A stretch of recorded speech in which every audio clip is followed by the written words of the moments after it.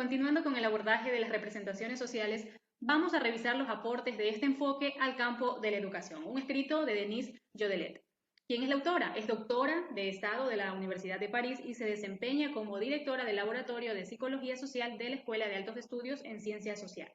Además, es presidente de la Red Mundial Sergio Moscovici y posee una vasta trayectoria profesional y académica que le han permitido recibir múltiples distinciones honoris causa a nivel internacional.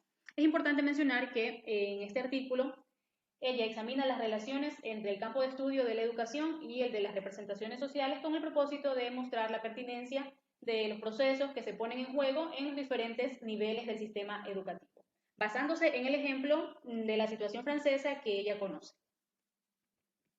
Bien, vamos a revisar un poco los vínculos históricos y lógicos entre los campos de la educación y de las representaciones sociales. Para ello, necesitamos remontarnos a Durkheim, quien elaboró el concepto de representación colectiva. Él nos decía que si una ciencia de la educación puede existir, debería distinguirse de la pedagogía, puesto que dentro de la pedagogía existen necesidades vitales que no pueden esperar y que además esta concepción de las representaciones sociales y educación nos indica que es un sistema de ideas relativas a la práctica. Las ciencias de la educación, por lo tanto, es algo intermediario entre el arte y la ciencia. No es arte porque está hecho de hábitos, de prácticas, de habilidad organizada. Es un sistema de ideas relativas y que en realidad esto se basa en un conjunto de teorías. Pero no es tampoco una ciencia porque su objetivo es guiar la conducta, entonces podemos decir que es una teoría práctica. Vamos a ver un poco más acerca de esta articulación entre educación y representaciones sociales. Nos indica que el ámbito de la educación ofrece un campo privilegiado para el estudio de las relaciones dialécticas entre diferentes elementos de sistemas complejos. Las representaciones sociales han contribuido a explorar las diversas formas del pensamiento ordinario, que es el sentido común de Moscovici, de los sujetos educativos, que en este caso serían directivos, docentes, estudiantes, padres de familia y también los generadores de política educativa, que son quienes en este caso, a través de las distintas formas de pensamiento, establecen desde sus propias percepciones aquellas directrices que va a ejecutar la escuela y que debemos reconocer que también son hechas en base a sus propias percepciones. Por eso es que podemos muchas veces evidenciar que cuando estas políticas aterrizan ya en el nivel territorial, muchas veces no satisfacen las necesidades de la escuela, netamente. Dentro de las representaciones sociales y su relación con la educación, debemos recordar que no basta con abordar el saber y los efectos que se vinculan a su difusión y su asimilación en el marco de una visión lineal de la relación entre emisión, transmisión y recepción, porque la transmisión no supone más una relación jerárquica entre el emisor, que es quien posee el saber, y un receptor pasivo, ya que no se trata más de pensar que el estudiante es una tabla rasa donde se van a registrar informaciones nuevas, no existe ya esta jerarquización entre quien ostenta el saber y un receptor pasivo. En las representaciones sociales entran en juego valores, normas, ideas, funciones y juegos de lenguaje. Entonces podemos ver un poco como en el gráfico he descrito un poco esta relación donde las actividades educativas que el estudiante, el alumno va a desarrollar deberían estar orientadas a el aprendizaje de competencias nuevas. Y tenemos por otro lado el docente, quien es el que tiene este saber científico y debe trabajar en su efectiva transposición. Y es importante mencionar a Passerón, quien nos trae tres imágenes importantes que se tenían acerca del docente. Y tenemos primero que la difusión de un conocimiento que se impone por sí mismo sin necesidad de apoyo pedagógico es aquella imagen profética del docente. Una orientación hacia la elevación moral, social y cultural del educando es aquella representación del docente como maestro para pensar.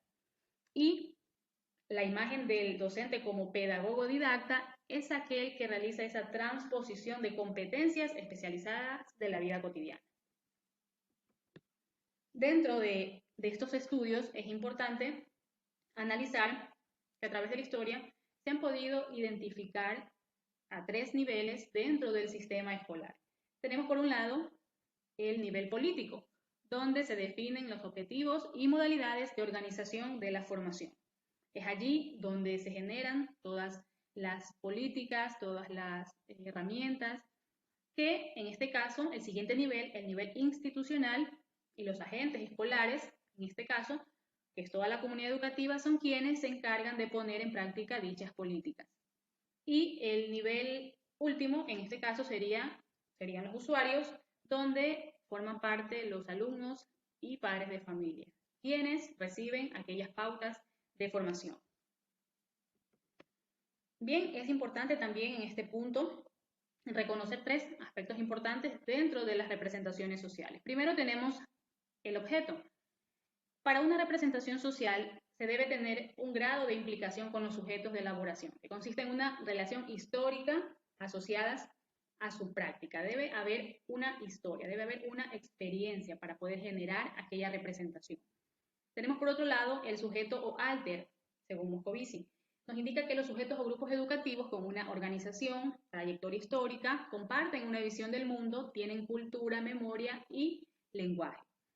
Y también tenemos otro aspecto importante como el contexto, ya que cada representación social se construye en un espacio y momento en particular y este es producto de una situación problemática que emerge en un grupo. Es importante analizar que dentro de las representaciones sociales siempre va a influir esta visión que nosotros tengamos acerca del mundo que nos rodea, de cómo debemos actuar sobre él. Nos invita también a decodificar a las personas que constituyen nuestro entorno social, las podemos clasificar e interpretar su conducta. Un poco avanzando y analizando la evolución de las representaciones de las funciones de la educación y la escuela, vamos a referirnos un poco a lo que nos indica la autora, en este caso es la situación francesa. Nos indica que ya en el siglo XIX, Jules Ferry fue el creador de la escuela laica, una escuela abierta a todos, donde se concibe a la familia como opositor de la escuela. La familia transmitía creencias tradicionales, a veces mágicas, inadecuadas a la vida social, donde se veía un fuerte enraizamiento de la religión y esto generaba que se obtenga un control total sobre el desarrollo de los niños. Pero esto se contraponía a la visión de Jules Ferry que tenía sobre la escuela. La escuela él la concibía como un espacio socializador que permitía desarrollar las aptitudes sociales de los niños, un espacio liberador gracias a las luces que permitía la transmisión de los conocimientos. Y es importante esta visión, ya que con todos los cambios que se van generando de a poco dentro de la concepción francesa, vamos a analizar que luego de esto, de estos cambios sociales y de sus públicos, porque todo va evolucionando, la escuela, por otra parte, vio disminuida su función de socialización secundaria inspirada por la ideología neoliberal que se instauró en su momento. Y la escuela, como lugar sagrado, donde no se cuestionaba la transmisión de valores y conocimientos, pasó a ser considerada como un mercado de venta de bienes intelectuales. Y es allí donde podemos un poco reflexionar acerca de este rol que cumplía la escuela y cómo a través del tiempo ha ido mermando en cuanto a la relación que tiene la escuela con el universo del trabajo. Y en la perspectiva de la demanda social, partiendo de la obligación que tiene la escuela de manera legal de brindar a todos los jóvenes las competencias para insertarse en el mundo profesional y socialmente dentro de este sistema educativo francés, ya para el espacio de la década de 1980, la política de formaciones, en este caso, ya se estableció como una política de especializaciones formativas, donde el objetivo principal era lograr una escolaridad equitativa, donde se brinde garantías de igualdad de oportunidades para todos.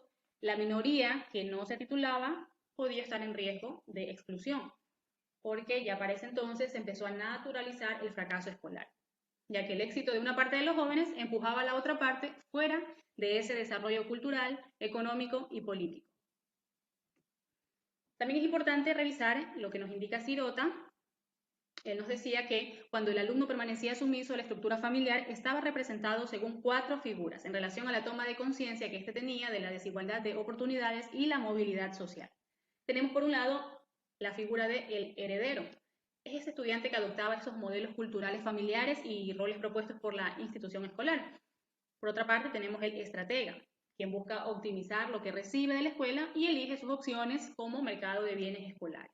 Es decir, toma lo que le interesa, lo que va conforme a sus creencias, a sus habilidades y desecha lo que no es de su interés. El consumidor, quien aplica las exigencias de las familias que reivindican su control sobre las ofertas escolares. Y esto nos lleva a un poco avanzar y tener una cuarta figura, como lo podemos visualizar en el último cuadro, que nos indica acerca del indígena de la institución escolar. Es aquel que ocupa su rol sin demandar demasiada atención ni perturbar el orden. Desde esta perspectiva, el trabajo del alumno es concebido como un aprendizaje más bien de reglas del juego.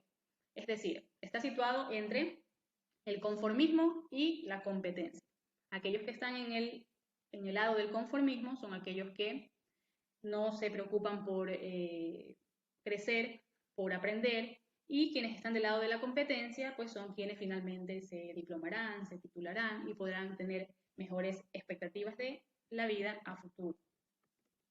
Un poco sobre las identidades escolares y profesionales, nos indica la autora que los balances efectuados en el curso de la década de 1990, las medidas de organización de la enseñanza conducen a la constitución de representaciones compartidas sobre las funciones de la escuela, lo que significa aquellas formaciones y los diplomas, sus finalidades implícitas y explícitas, el estatus de los formatos y su identidad social. Y tenemos por allí a 3 imperativos que saltan dentro de todo este estudio. Tenemos el imperativo económico, educativo y democrático. Por el lado económico es aquel que se refiere al empleo y producción, que apunta a una elevación de los niveles de formación.